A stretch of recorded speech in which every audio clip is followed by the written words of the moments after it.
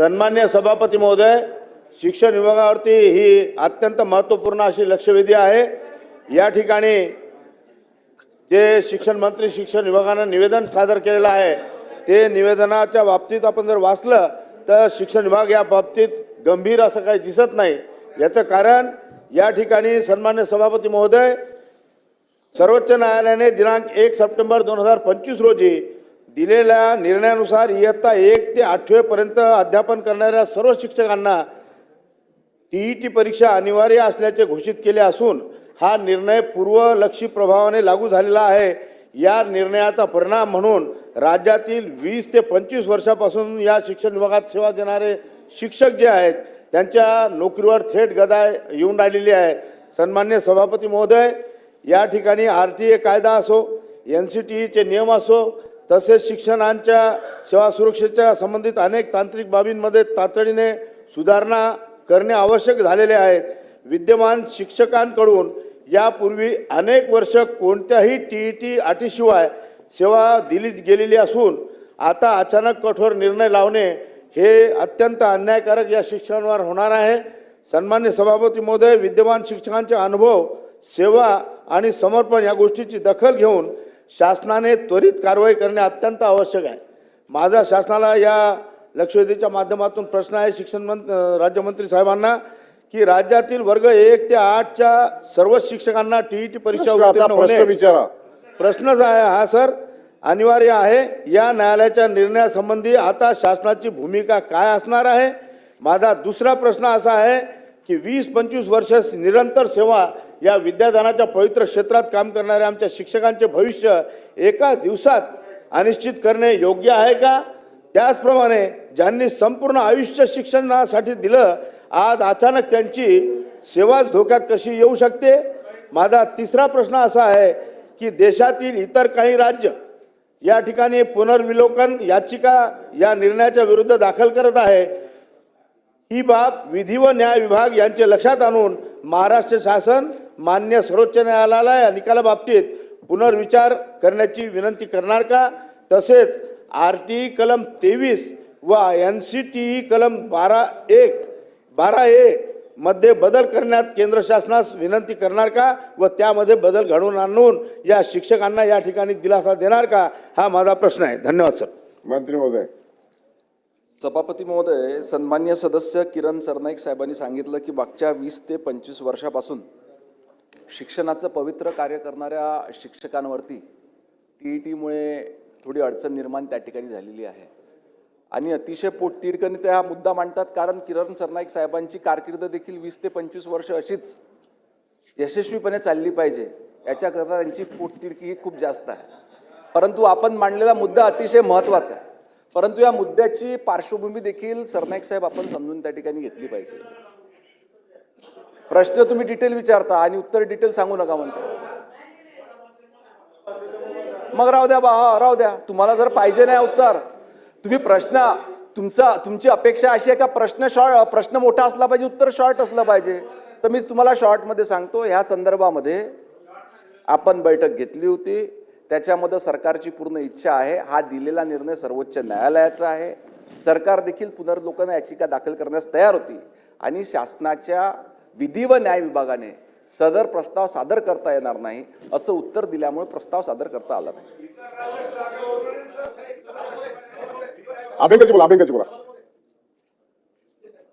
सभापती महोदय, प्रश्न विचारण्याच्या आधी थोडंसं बॅकग्राऊंड एका मिनिटामध्ये सांगतोय। RTE 2009च्या 23 सेक्शनमध्ये D.Ed. B.Ed. व्यतिरिक्त TET हे मिनिमम क्वालिफिकेशन दिलं गेलेलं आहे। मिनिमम क्वालिफिकेशन RTE प्रमाणे 1/4/2010 पूर्वीच्या शिक्षकांना ही TET लागू नाही। RTE प्रमाणे RTEच्या तरतुदीप्रमाणे NCTEने अधिसूचना काढली 28/8/2010ला आणि त्यात सुद्धा असं नमूद केलं आहे की या 28/8/2010च्या नंतरच दाखल झालेल्या शिक्षकांना ही TET लागू होणार आहे। राज्य शासनाने 13 फेब्रुवारी 2013ला शासन निर्णय काढला आणि शासनाने म्हटलं आहे की TET ही 13 13 फेब्रुवारी 2013च्या नंतर लागू होणार आहे. त्याच्या आधीच्या शिक्षकांना कुणालाही TET लागू होणार नाही. हे GR मध्ये, हे NCTEच्या नोटिफिकेशनमध्ये आणि हे RTमध्ये या प्रत्येक ठिकाणी हे आलेलं आहे. असे असतानाही सर्वोच्च न्यायालयाचा निर्णय जो आहे तो असा आहे, इन शॉर्ट, दर्जेदार शिक्षणाच्या हमीसाठी सर्वांना TET सगळ्याच्या वतीने सक्तीची. अभ्यंकर बोलतायत. आणि त्यामुळे सर्वांकरता हे आलेलं आहे. या संदर्भात माझे 4 प्रश्न आहेत. नंबर 1, TETच्या पूर्वतयारीकरिता 6 महिन्याची भरपगारी रजा आपण देणार आहात काय?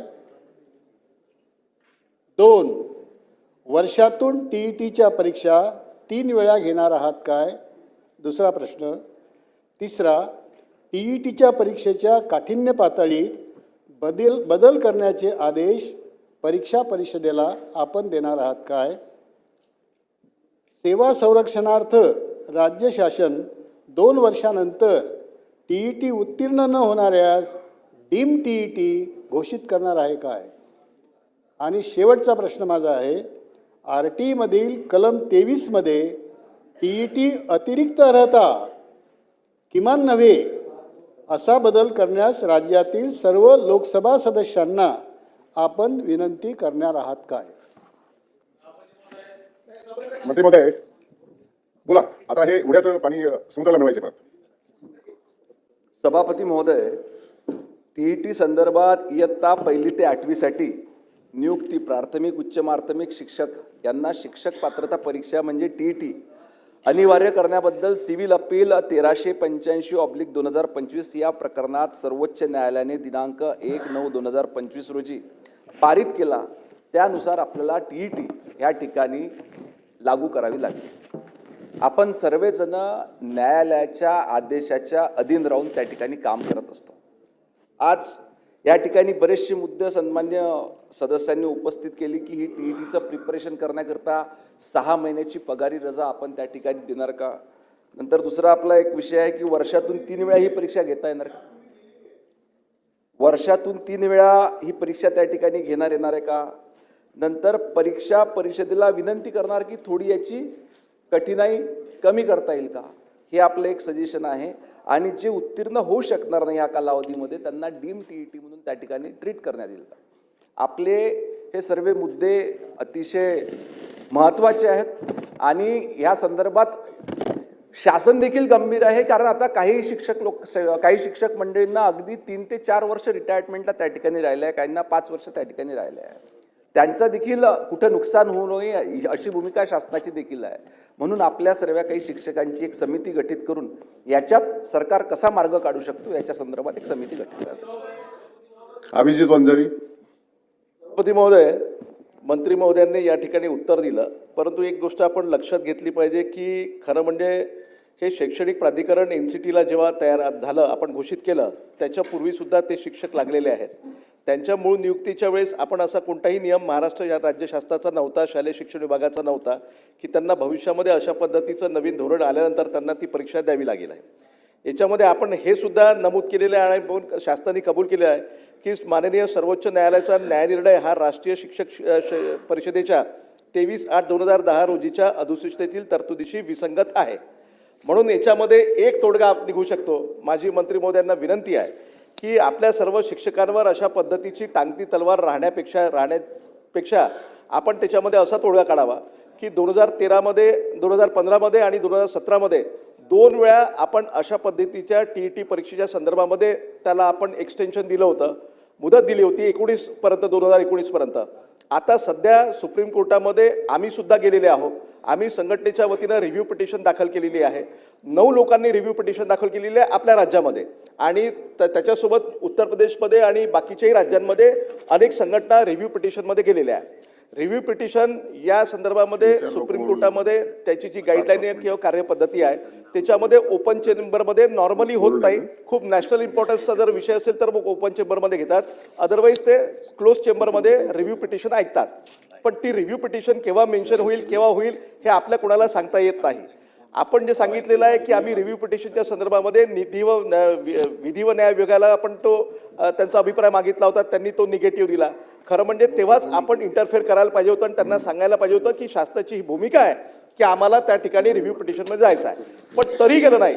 तर हे प्रलंबित असेपर्यंत आमची एकच विनंती आहे की आपण या सध्याच्या या निर्णयाला आपण समजा एक्सटेन्शन दिलं काही काळापर्यंत, तर त्याच्यामध्ये सर्वांना ब्रिदिंग पिरियड मिळेल आणि रिव्ह्यू पिटिशन तोपर्यंत जर झाली आणि माननीय सुप्रीम कोर्टाने जर ऐकलं तर ही जी काही आपली टांगती तलवार आहे शिक्षकांच्या डोक्यावरची ही त्याच्यामध्ये दूर होऊन जाईल. आणि म्हणून तशा पद्धतीचा सकारात्मक निर्णय आपण घ्यावा अशी आपल्या सर्वांना विनंती आहे. मला वाटतं हा प्रश्न आता बऱ्याच जणांनी विचारला आहे. मंत्री महोदयांनी अतिशय स्पष्टपणे काही गोष्टी सांगितलेल्या आहेत.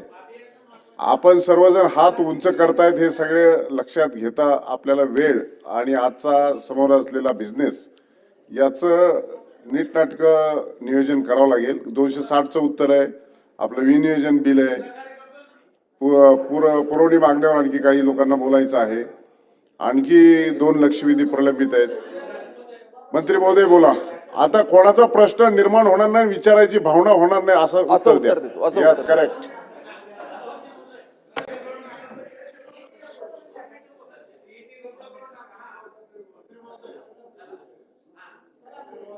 सभागृहाचे सदस्य अभिजितजी वंजारी आमचे मित्र यांनी एक सांगितलं की हा निर्णय थोडा पुढे ढकलून द्या.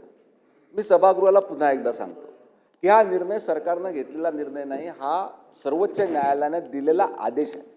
या संदर्भात काही जणांची त्या ठिकाणी निश्चितपणे काही शिक्षकांची आपली अडचण होते आहे. विषय अतिशय गंभीर आहे, सरकार देखील संवेदनशील आहे. ह्या सर्व याच्यावर काहीतरी मार्ग निघाला पाहिजे. आपल्यासारख्या ज्येष्ठ मंडळीच्या सूचना देखील त्या ठिकाणी मिळाल्या पाहिजे आणि लवकरात लवकर आपण या संकटातून बाहेर निघालो पाहिजे. याच्याकरता मी मगाशी सांगितल्याप्रमाणे आपल्या सर्वांच्या सूचना घेऊन एक समिती तयार करून आपण सरकारपुढे त्या उपाययोजना ठेवू. ज्या पद्धतीनं आपल्या काही संघटना ह्या अडचणीची गंभीरता लक्षात घेऊन आपल्यातल्या काही संघटना त्या ठिकाणी सर्वोच्च न्यायालयामध्ये गेलेल्याच आहे. शासनाचं देखील जायचं होतं. मी स्वतः बैठक नागपूरला अभिजित भाऊ त्या ठिकाणी सर्व संघटनांची घेतलेली होती, परंतु आपल्या शासनाच्या विधी व न्याय विभागानं सांगितलं की अशा पद्धतीनं आपल्याला पुन्हा पुनर्लोकन याचिका त्या ठिकाणी सादर करता येणार नाही.